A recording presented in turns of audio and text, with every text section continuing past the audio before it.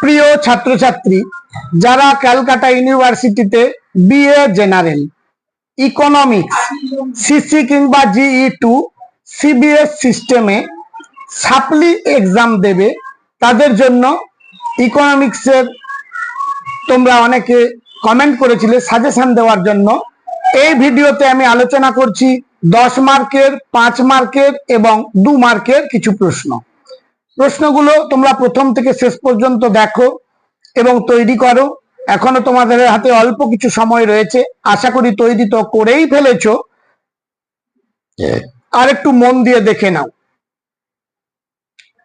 যারা আমার চ্যানেলে নতুন তারা মনোজ স্যার কোচিং ভবানীপুর চ্যানেলটি সাবস্ক্রাইব করে লাইক করো এবং বন্ধুদের মধ্যে শেয়ার করতে ভুলে যেও না, অবশ্যই যদি প্রয়োজন তোমাদের মনে হয়। 10 মার্কের জন্য যে প্রশ্নগুলো তৈরি করবে তার মধ্যে 1 নম্বর, মুদ্রাস্ফীতি নিয়ন্ত্রণে ফিসক্যাল এবং আর্থিক নীতির গুরুত্ব লেখো। খুব ইম্পর্টেন্ট প্রশ্ন।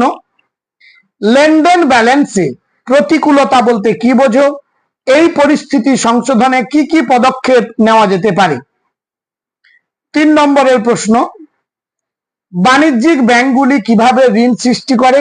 এই ঋণ সৃষ্টি পদ্ধতির 2টি সীমাবদ্ধতা লেখো।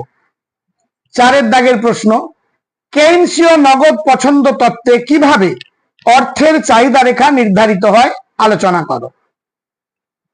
5 দাগ, একটি সরল কেইনসীয় মডেলের অনুধারণাগুলি কি কি? এই মডেলে কিভাবে ভারসাম্য আয় স্তর নির্ধারিত হয়? মাত্র লাস্ট মিনিট সাজেশন হিসেবে এই 5টি প্রশ্ন তোমরা তৈরি করলে আমি আশা করি পরীক্ষায় কমন পাবে। 5 মার্কের জন্য যে প্রশ্নগুলো তোমরা তৈরি করবে, 1 দাগ, শেয়ার বাজার সূত্র টিকা লেখো। 2 দাগ, আয়ের বৃত্ত স্রোতের ধারণা দাও। খুব ইম্পর্টেন্ট প্রশ্ন। 3 দাগ, অবাধ বাণিজ্যের সপক্ষে যুক্তি দাও। 4 দাগ, জাতীয় আয় পরিমাপের মূল্য যোগ পদ্ধতি বা মূল্য সংযোজন পদ্ধতি আলোচনা করো। 5 দাগ, সরল কেইনসীয় মডেলে সঞ্চয় বিনিয়োগে সমতা এই সম্বন্ধে ধারণা দাও। 6 দাগ, চাহিদা বৃদ্ধিজনিত মুদ্রাস্ফীতির ধারণা দাও। 7 দাগ, মুদ্রাস্ফীতি নিয়ন্ত্রণকারী আর্থিক নীতি আলোচনা করো। এবং 8 দাগ, উচ্চ ক্ষমতা সম্পন্ন অর্থ এবং অর্থের গুণকের সম্পর্ক আলোচনা করো। মাত্র এই 8টি প্রশ্ন দিলাম 5 মার্কের জন্য। এবার 2 মার্কের জন্য যে প্রশ্নগুলো তোমরা তৈরি করবে আলোচনা করছি। 2 মার্কের জন্য স্থানান্তর আয় কাকে বলে? 2 দাগ, শেয়ার বাজার সূত্রটি বিবৃত করো।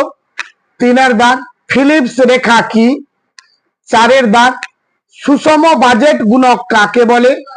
5 দাগ, মুদ্রার অবমূল্যায়ন বলতে কি বোঝো? 6 দাগ, মজুদ ও প্রবাহের পার্থক্য কি? 7 দাগ, মোট জাতীয় উৎপাদন কাকে বলে? 8 দাগ, ব্যাংক রেট কাকে বলে? 9 দাগ, প্রান্তিক ভোগ প্রবণতার সংজ্ঞা দাও। 10 দাগ, উচ্চ ক্ষমতা সম্পন্ন অর্থ কাকে বলে? 11 দাগ, বিস্তৃত অর্থ কাকে বলে? 12 দাগ, ধ্রুপদী তত্ত্বে সামগ্রিক যোগান রেখার আকৃতি কিরূপ? মাত্র এই 12টি প্রশ্ন আপাতত দিলাম লাস্ট মিনিট হিসেবে। এই প্রশ্নগুলো তোমরা তৈরি করে ফেলো, পরীক্ষায় কমন তোমরা পাবেই পাবে। কারণ সেমিস্টার 4 এর জন্য যে সমস্ত প্রশ্ন দিয়েছিলাম তাতে 100% কমন পেয়েছি আমরা, সেই হিসেবে তোমাদের ক্ষেত্রেও আশা করি পরীক্ষায় তোমরা অবশ্যই কমন পাবেই পাবে। সবশেষে মনোজ স্যার কোচিং ভবানীপুর চ্যানেলটি সাবস্ক্রাইব করো এবং পাশের বেল আইকনটি ক্লিক করে রেখো, যাতে নতুন কোনো ভিডিও দিলে সহজেই তার নোটিফিকেশন পেয়ে যাবে। আজ তাহলে এই পর্যন্ত, দেখা হবে পরবর্তী ভিডিওতে।